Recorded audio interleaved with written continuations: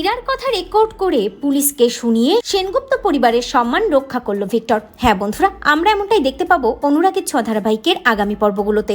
বধূ নির্যাতনের মিথ্যে অভিযোগে সেনগুপ্ত পরিবারকে যখন অ্যারেস্ট করায় অনির্বাণ আর ইরা, তখন ভিক্টর খুব ভালো করে বুঝতে পারে যে ওই ওষুধটা সূর্যকে খাওয়ানো হয়নি বলেই পাল্টা চাল দিয়েছে অনির্বাণ আর ইরা। যে করেই হোক না কেন ওদের থেকে এই পরিবারের সম্মান রক্ষা করতে হবে। ভিক্টর মনে মনে ভাবে কিছুতেই সূর্য দীপা এদের কোনো ক্ষতি সে হতে দেবে না। এরপরে দেখা যায় যে ভিক্টর যখন সেনগুপ্ত বাড়িতে ফেরে তখন ইরা ভিক্টরকে বলে, কি ভিক্টর, এবারে সবাই জেলে গেছে বলে তোমার বুঝি খুব খারাপ লাগছে? আমি জানি ভিক্টর, কাল তুমি ওই ওষুধটা চেঞ্জ করে দিয়েছিলে।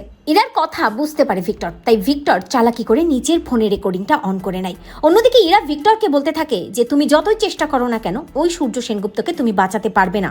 অন্যদিকে ওই দীপাকে এই বাড়ি থেকে প্রয়োজন হলে চিরতরে পৃথিবী থেকেই আমরা সরিয়ে দেব।